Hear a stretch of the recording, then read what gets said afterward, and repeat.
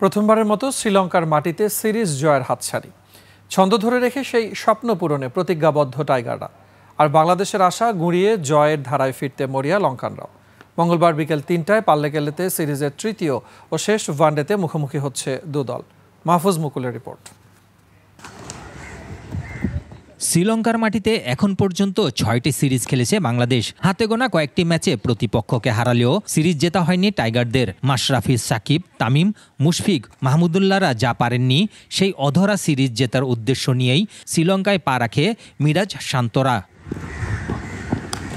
প্রথম ম্যাচটা ছিল হতাশার। মিডল অর্ডারের ব্যর্থতায় সহজ ম্যাচে হেরে যায় বাংলাদেশ। তবে দ্বিতীয় ম্যাচেই কক্ষপথে ফেরে সফরকারীরা। তাই তৃতীয় ম্যাচটি পরিণত হয়েছে অঘোষিত ফাইনালে। ছন্দে আছেন বাংলাদেশের দুই ওপেনার তানজিদ তামিম ও পারভেজ হোসেন ইমন। বোলাররাও রয়েছেন ফর্মে। ভুল শুধরে এই ম্যাচে ছন্দে ফিরতে চায় নরবরে মিডল অর্ডারও।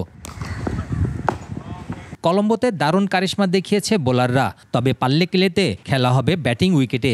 এই মাঠের এভারেজ রান ৩০০ ছোঁয়া। তাই আসল দায়িত্ব থাকবে তানজিদ, শান্ত, হৃদয়, জাকির আলীদের কাঁধেই। পাল্লেকেলেতে সবশেষ ম্যাচের রেকর্ড বাংলাদেশের পক্ষে। ২০১৩ সালে এখানে শেষ ম্যাচ খেলেছিল টাইগাররা। জয় পেয়েছিল ৩ উইকেটে। এবারও সেই স্মৃতি ফিরিয়ে আনতে চায় মিরাজ বাহিনী।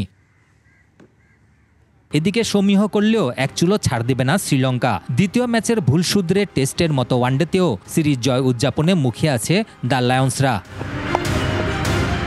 টানা ২ ম্যাচে ব্যর্থ দারুণ ফর্মে থাকা লঙ্কান ওপেনার পাথুম নিশাঙ্কা। তবে পাল্লেকেলের ব্যাটিং দুর্গে সেরাটা দিতে চান তিনি। দারুণ রেকর্ড হয়েছে হাসারাঙ্গা আসালাঙ্কাদেরও। শেষ ম্যাচে সেই রেকর্ড ধরে রাখার লক্ষ্য স্বাগতিকদের।